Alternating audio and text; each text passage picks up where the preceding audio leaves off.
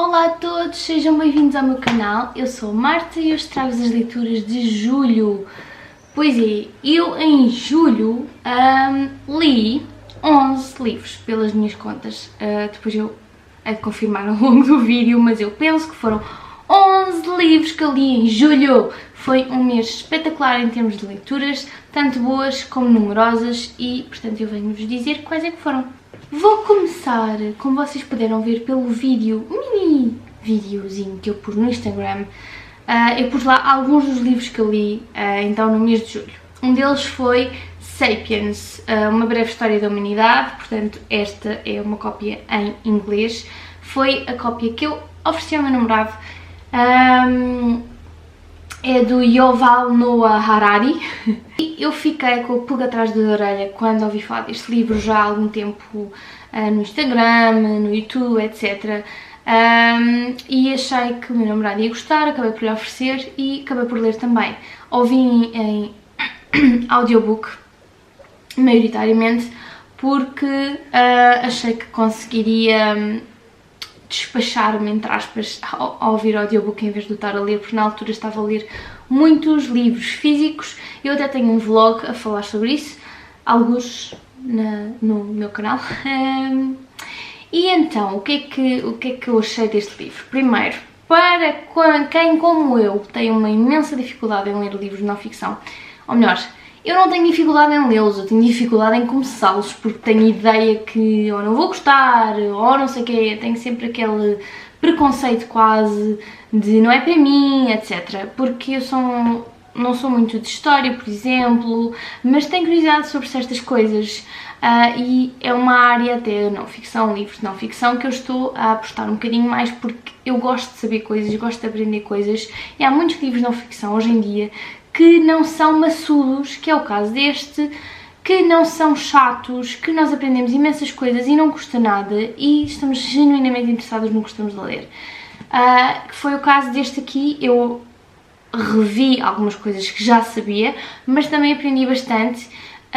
Nós neste livro começamos a falar da história de como surgiu a vida no planeta Terra, de como aconteceu, portanto, aconteceu o Big Bang e depois a partir daí criou-se então o planeta Terra e as formas de vida foram-se desenvolvendo e criando, e depois a partir daí vamos seguindo a evolução do homem. E eu tinha de haver obras. Sério? E então nós vamos seguindo a evolução do homem, a evolução de como é que começam a vir as comunidades, a revolução da agricultura, a revolução industrial, etc, etc. E depois a partir daí como surgiu a religião, o dinheiro, a sociedade em si, esse tipo de coisas até o mundo atual. Eu estou muito interessada em continuar nesta trilogia. Eu penso que não é seguimento mesmo dos livros, mas faz parte de uma trilogia. Existe o Homo Deus, acho que é assim que se chama. Eu até tenho aqui alguns na estante, agora não o estou a ver, mas acho que é o Homo Deus. E depois ainda existe outro que estou bastante interessada em ler e acho que eu ia gostar tanto como gostei deste, e aconselho para pessoas que são como eu. Às vezes a não ficção tem um bocadinho aquela coisa de não sei se cá vai ser chato. Não é chato, e eu aconselho mesmo. Aprendem coisas, revêem coisas que já sabiam, é muito interessante, mesmo muito, e aconselho mesmo. Já existe a versão portuguesa, portanto não tem desculpa. Depois, no mês de julho, li A Curse So Dark and Lonely, de Bridget Kemmer, que foi um livro que me veio numa fairyloot algures na minha vida, quando eu encomendava a fairyloot, e foi ficando. Isto é um retelling da Bela e do Monstro. Era um retelling que eu genuinamente queria ler. Só li no mês de julho, portanto teve cá em casa há bastante tempo a ganhar pó. Entretanto, o Estações Literárias começou de verão, que é organizado pela Ana do The Phoenix Flight e pela Andreia da Croma dos Livros. Se vocês estiverem interessados em fazer, ainda vão a tempo. E uma das categorias era ler um livro que esteja na tua estante há mais de um ano. Este está sem dúvida cá há mais de um ano, se calhar até está cá há 2 ou mais. E então eu finalmente peguei. Isto é um retelling moderno da Bela e do Monstro. Portanto, nós seguimos aqui o rapaz, que é o monstro, e seguimos também a rapariga, que é vá, a Bella moderna. Só que aqui existem telemóveis, existe isso tudo, portanto ela é raptada pelo, como que guarda do rei, ela é raptada para o mundo onde está a tal maldição, e nesse mundo as coisas não se passam da mesma maneira, portanto é como que haja um loop temporal em que eles vivem aquele período de tempo até o príncipe arranjar o verdadeiro amor. Se ele não arranjar, volta tudo atrás e volta a reviver tudo outra vez até encontrar uma rapariga que se apaixone por ele. Isto é o clássico da Bela e o Monstro, não é? Só que bastante mais moderno. É um young adult que se lê muito bem. Para quem quiser ler em inglês e não esteja muito à vontade com o inglês, é um livro bom para isso. Tem uma escrita bastante fácil. E portanto, eu gostei no geral. Achei fofinho a algumas partes, achei piada a outras. Gostei bastante da personalidade dela. Uma guerreira de sangue. E portanto, é super fofinho. Isto já tem continuação que eu vou querer ler, não sei quando, mas vou querer ler sem dúvida. Depois, este mês também li, este mês não, em julho li a graphic novel de A História de uma Cerva, portanto, da Margaret Atwood. Eu li há pouco tempo o livro mesmo e depois, entretanto, o meu namorado ofereceu-me a graphic novel e eu gostei bastante. É um resumo. Claro que não tem a história toda, nem os pormenores todas que tem o livro, não é? Mas lê-se muito bem, é uma graphic novel que eu tenho pena de não ter guardado para agosto. Esqueci-me que havia o Agosto ao Quadrado, organizado pelo Fernando e pela Silvéria. Podia ter estado a ler isto só agora em agosto, mas pronto, li antes. E gostei bastante. Tenho cá em casa já os testemunhos, que é a sequência, portanto a sequela do The Handmaid's Tale, portanto a história de uma cerva, e estou muito curiosa para ver como é que a história vai continuar, porque digamos que acabou um bocadinho no cliffhanger. E até tenho pena das pessoas que leram o livro, porque o livro é bastante antigo, o primeiro, e esperaram estes anos todos para o segundo, tipo, isso não se faz. Mas sim, gostei bastante da graphic novel e do livro também. Mas para quem quiser só ter uma nuance do que a história é só ler a graphic novel, é basicamente o resumo do livro. Depois, no mês de julho, também li Aniquilação. Está aqui a capinha do livro. Oi. É assim. Isto é a capa do filme, que eu, como vocês sabem, eu não gosto quando os livros têm a capa do filme. Aliás, eu li o livro inteiro, sempre sem isto, sem a dust jacket. O filme está na Netflix para quem quiser ver. Eu honestamente, o filme é engraçado em algumas partes, é no mínimo interessante em algumas partes, porque isto fala de uma área X em que montes de expedições já foram para lá, ou não voltam, ou vêm com cancro, ou vêm com problemas mentais, ou morrem lá, ou acontece sempre alguma coisa, até que um grupo de 4 mulheres vão para lá, cada uma com a sua profissão. Há coisas do livro que não são iguais ao filme. Aliás, há muitas coisas do livro que não são iguais ao filme, ou melhor, vice-versa, o filme não é igual ao livro, porque o filme é baseado no livro. Isto é uma trilogia, by the way. Este é o primeiro. Eu, por acaso, fiquei com curiosidade para saber o que é que vai acontecer a seguir, porque não se entende patavina do primeiro. Não se entende o que é aquilo, não se entende o que é que se passa naquela área. Por exemplo, diferenças entre o livro e o filme. Aqui as personagens não têm nome, têm o nome da profissão. É a bióloga, é a topógrafa, pronto. E não sei porquê as pessoas que vão para lá, para a expedição, deixam de ter nome. Têm de escrever num diário o que é que se está lá constantemente a passar. Há quem diga que eles chegam lá e ficam doidos da cabeça, há quem digam que se matam uns aos outros, e no fundo nós não sabemos o que é que se passa, praticamente, e portanto eu quero mesmo ler o resto da trilogia porque eu não entendi bem o que é que estava a passar. Percebi, ou pelo menos dá a entender que é algo biológico, uma espécie de radiação ou uma espécie de mutação das células. I don't know, mas só existe naquela área. e poderá estar a expandir-se para o resto do mundo. É o que eu sei.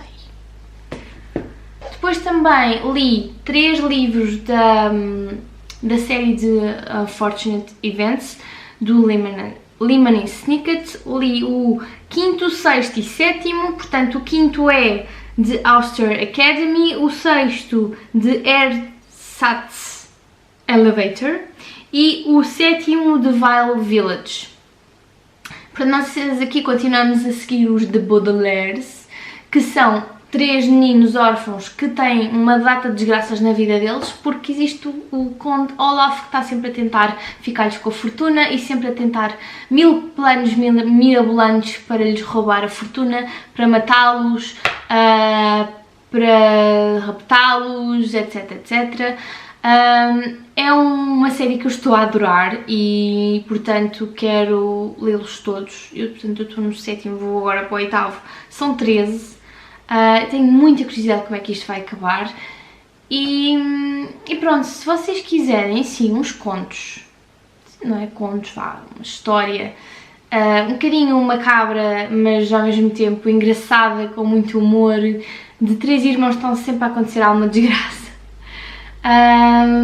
E depois eu gosto muito também da escrita do autor, no sentido em que ele próprio tem bastante humor. É como se mesmo o autor nos estivesse a contar a história. Ele entra na história, ele está a contar a história, ele deixa sempre uma nota para o editor no final que é: obrigada, meu editor, porque se não fosses tu eu não conseguia contar esta história às pessoas que precisam de saber o que é que aconteceu aos irmãos Baudelaire.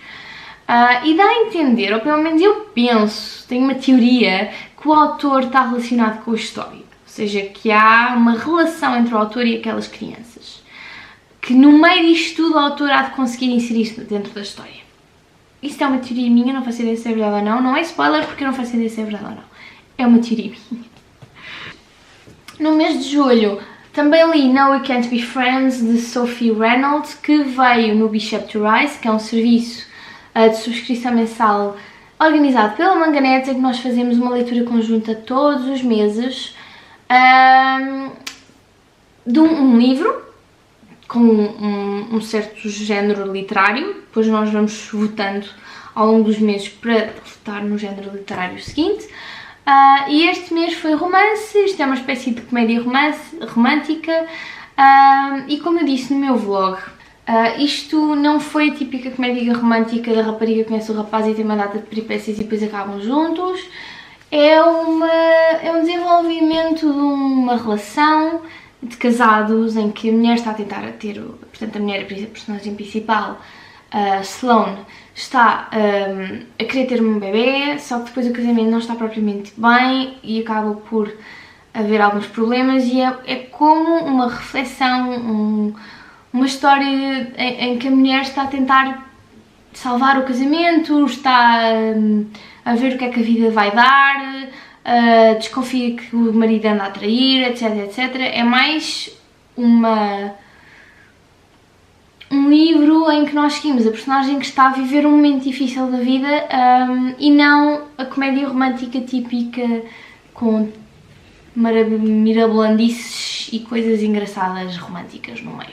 Também existe um bocadinho, mas não é tão direcionado para aí, que foi uma coisa que eu gostei no livro. Não foi o típico livro romântico, foi bem mais que isso, e foi o que eu gostei mais no livro, foi a nem a originalidade, porque existem mais livros assim, mas eu estava à espera de uma coisa e acabou por ir por outro caminho, que foi uma coisa que eu gostei bastante da personagem principal. Vivi com ela os dramas e os problemas que ela estava a viver e senti imensa empatia com ela, e portanto gostei no geral, e gostei de ir falando com pessoas ao longo dos dias, porque isto está dividido por dias. Portanto nós temos um marcador com aqui as páginas que nós temos de ler a cada dia, e depois no final falamos todas sobre o que é que estamos a achar do livro. E eu gostei bastante, ninguém spoilou ninguém, muito giro, e que venha ao próximo. Depois, no mês de julho, também li o Bird Box, do Josh Malerman, que também existe filme, está na Netflix. é uma espécie não, é mesmo uma distopia em que as pessoas não podem ver algo que não se sabe o que é, que senão ficam doidas e matam alguém. E portanto nós seguimos a Mallory, que tem 2 crianças a cargo dela, e ela basicamente não pode abrir os olhos quando está na rua. As pessoas foram ouvindo falar destes relatos em que as pessoas suicidavam, só matavam alguém, etc., quando viam alguma coisa na rua. Então as pessoas começaram a andar vendadas, começaram a ficar em casa, a fechar as janelas todas. E no filme nem se chega a perceber o que é. No livro explica o que é, obviamente que eu não vou dizer o que é, mas eu gostei bastante. É um livro que se lê na ponta da cadeira, como eu gosto de dizer, é o típico estar na ponta da cadeira para saber o que é que vai acontecer a seguir. Muito psicótico, muito reflexivo também no que se está a passar. Será que a doença é nossa? Será que nós ficamos malucos por não sabermos lidar com o que a gente vê? Ou por termos problemas já? Pronto, fala muito também disso, mas existe realmente uma coisa que eles não podem ver que os faz entrar em parafuso.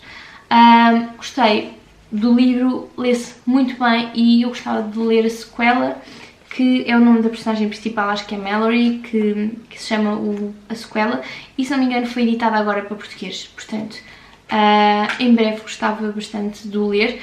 Eu li o livro da biblioteca, por isso é que não tenho aqui comigo, e que venha a sequela, porque eu quero mesmo saber o que é que vai acontecer à Mallory e aos filhos dela. Depois li 2 livros da saga do Dresden Files, do Jim Butcher, que foi de Stormfront, que é o primeiro, e Full Moon. É uma série que eu ouvi falar muito no podcast que eu ouço, que é o Sword and Laser, que fala de livros de fantasia e ficção científica. Há um mês que é de fantasia, um mês de ficção científica, e vão alternando. Por acaso este mês é de ficção científica, que é o Elysium, que eu já li, porque o livro era tão bom que eu li-o em 3 dias máximo, mas isso são leituras de agosto que eu depois falo, mas só para que saibam, este mês é de ficção científica, caso estejam interessados. Então, como eu estava a dizer, eles falam imenso do Dresden Files, e eu tenho um amigo meu que também estava sempre a dizer para eu ler porque eu ia adorar, que era fantasia, muito boa, e então eu comecei a ler e já li 2 e quero continuar. Acho que já estão pá, uns 8 ou 9 editados já. E eu quero bastante ler a série inteira. Isto nós seguimos um feiticeiro que ajuda a polícia a resolver homicídios que normalmente têm algo a ver com o sobrenatural. Há polícias que não acreditam, que não concordam com essa ajuda dele. Então ele também tem, além de ajudar a polícia, tem um trabalho paralelo que é ajudar pessoas que o contactam para coisas supostamente sobrenaturais. Portanto, nós temos lobisomens, temos vampiros, temos imensas coisas dessas assim clássicas da fantasia, só que com uns twists engraçados, tal como este último, o Full Moon. Não foi... portanto, havia vários tipos de lobisomens, não é o típico lobisomem da luz cheia que morde outro lobisomem e essa pessoa fica... que morde outra pessoa e essa pessoa fica lobisomem. Não é assim que as coisas funcionam, não é a típica fantasia base que nós estamos habituados a ouvir. E é isso que eu também estou a gostar, não é... para mim é quase como um clássico da fantasia sem ser... clichê, sem ser típica fantasia com vampiros e lobisomens, etc. Bem mais que isso. Adoro o humor que o feiticeiro tem. Ele está sempre a meter em alhadas e no entanto tem um humor. Ele pode estar prestes a morrer, mas aquele homem não perde o humor. Muito bom, até agora os 2 adorei, portanto quero mesmo acabar a série o mais rápido possível. Pronto, então estes foram os 11 livros que eu li em julho. Estou muito contente comigo própria, li imenso e li coisas muito boas, que é sempre o melhor disto tudo. Digam-me nos comentários se vocês gostavam de ler algum livro que eu li este mês ou se leram algum livro que eu falei agora. Pronto pessoal, espero que tenham gostado do vídeo e fico à espera dos vossos comentários. Um grande beijinho. Tchau!